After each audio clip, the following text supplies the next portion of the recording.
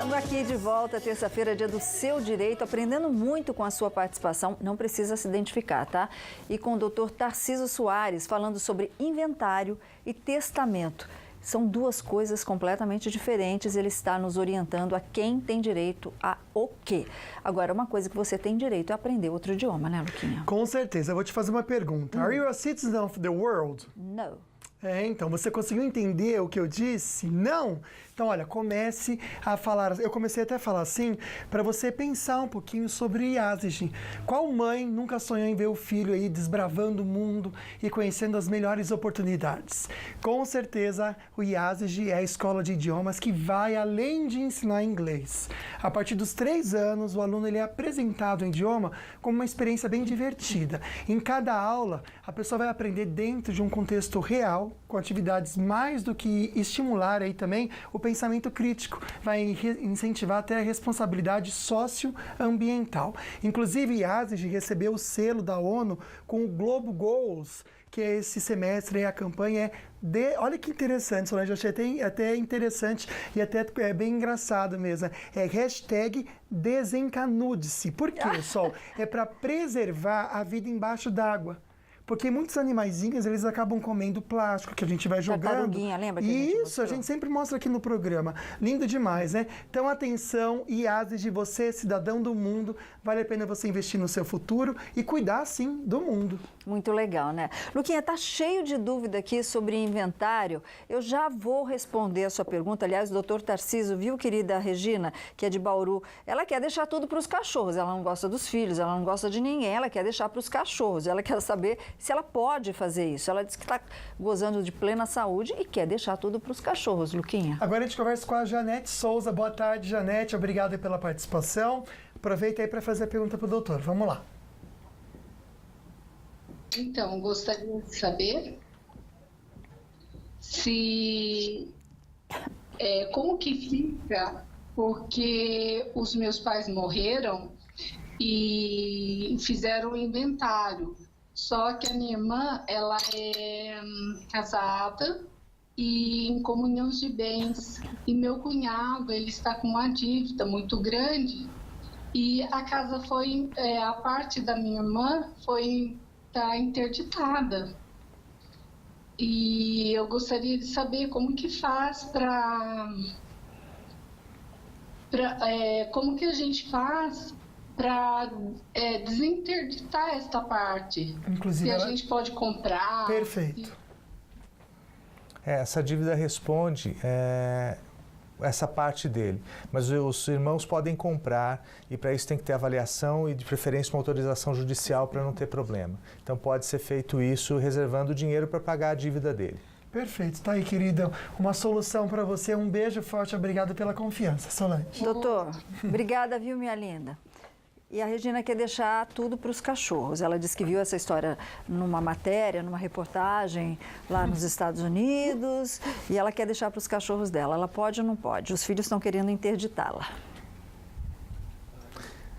Não existe regulamentação sobre isso. Existem discussões sobre direitos dos animais, inclusive sobre abate, sobre vida, sobre direitos.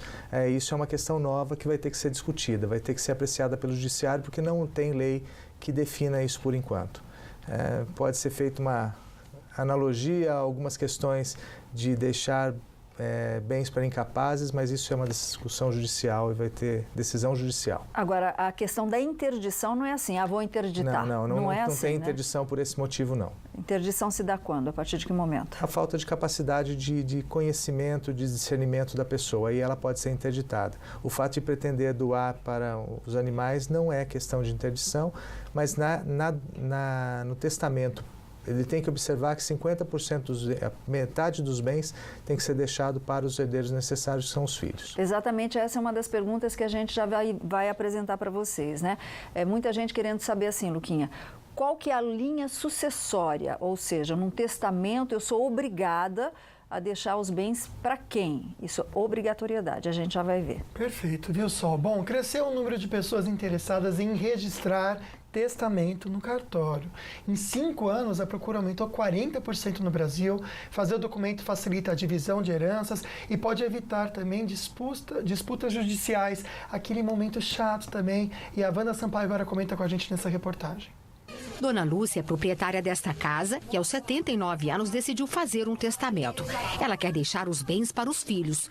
Pela lei, metade do patrimônio tem que ficar na família. O restante pode ser dado para qualquer pessoa.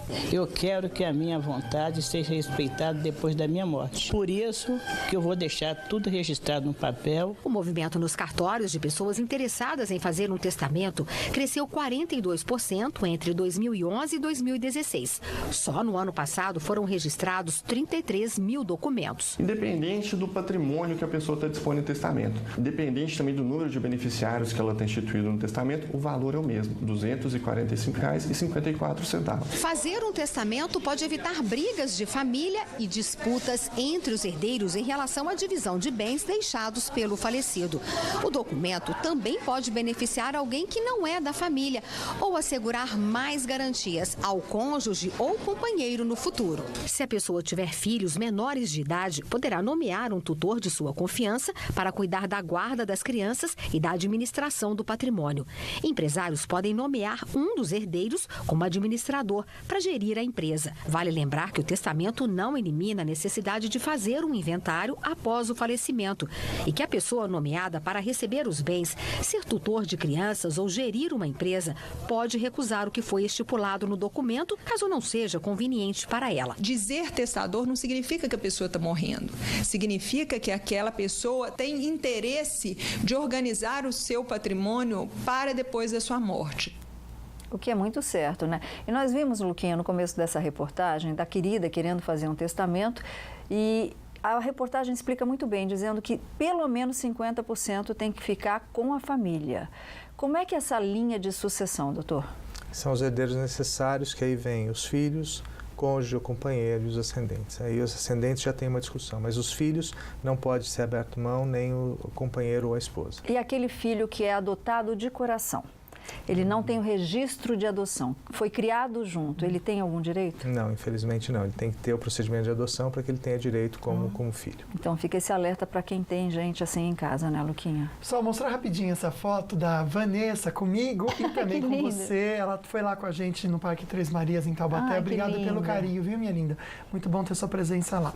Estou com essa pergunta aqui, ó. Se a pessoa morre e não registrou o imóvel, como é feito o inventário?